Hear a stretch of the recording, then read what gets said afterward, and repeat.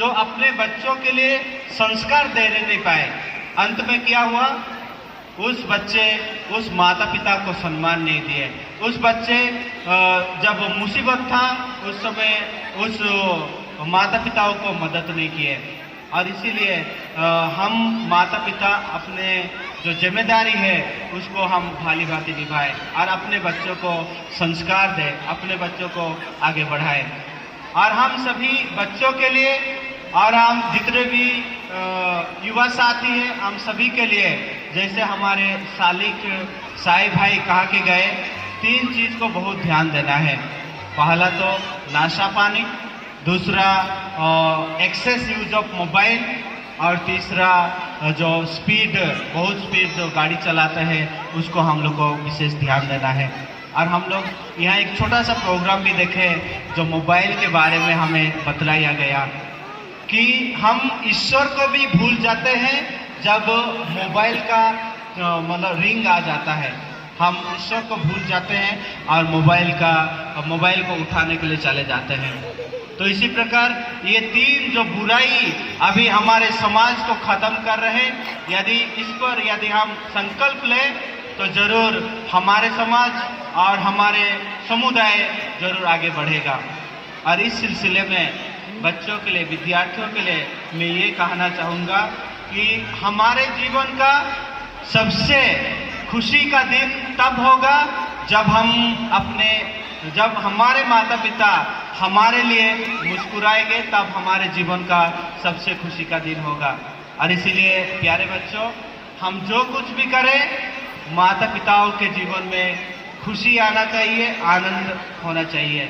जब हम यहाँ पर बहुत सारे बच्चे लोग प्रोग्राम दे रहे थे, उनके माता पिताओं को आनंद हुआ होगा और वे एक गर्व महसूस किए होंगे कि मेरा बेटा मेरा बेटी स्टेज पर आए हैं और ये आगे बढ़ रहे हैं। और इसीलिए हम बच्चे ऐसे काम करें कि हमारे जीवन में हम अपने माता पिताओं को खुशी और आनंद देते रहें।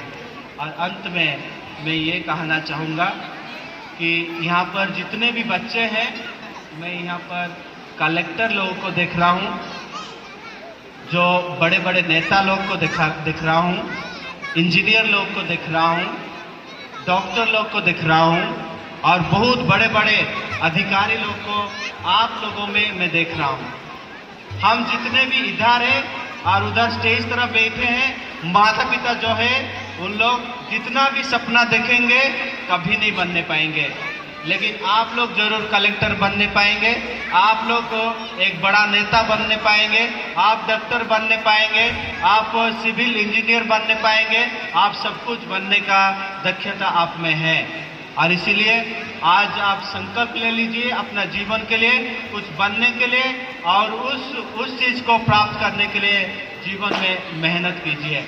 और इस सुंदर घड़ी में मैं एक धर्मपिता होने के नाते सभी के लिए एक छोटा सा संदेश देना चाहूँगा कि हम मनुष्य को जो जीवन मिला है, ये जीवन हम लोगों ने नहीं मांगा है, ये जीवन ईश्वर ने दिए है। और इसीलिए हम ईश्वर को कभी ना भूलें, क्योंकि जो सांस हम लोग ले रहे हैं वो सांस ईश्वर ने हमें मुफ्त में दिए हैं।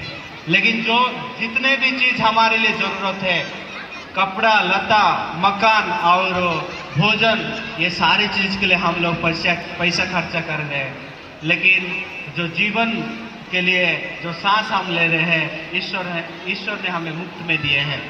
और इसलिए हम पूरे मानव जाति ईश्वर को कभी भी दरकिनारे ना करें। पुनः मैं मेरी ओर से आप सभी विद्यार्थियों को ढेर सारे बधाई देता हूँ। आप लोगों ने बहुत सुंदर परफॉर्मेंस यहाँ किए और बधाई देता हूँ पूरे मैनेजमेंट, प्रिंसिपल और स्टाफ को ये सुंदर प्रोग्राम का आयोजन करने के लिए। जय हिंद, जय छत्तीसगढ़।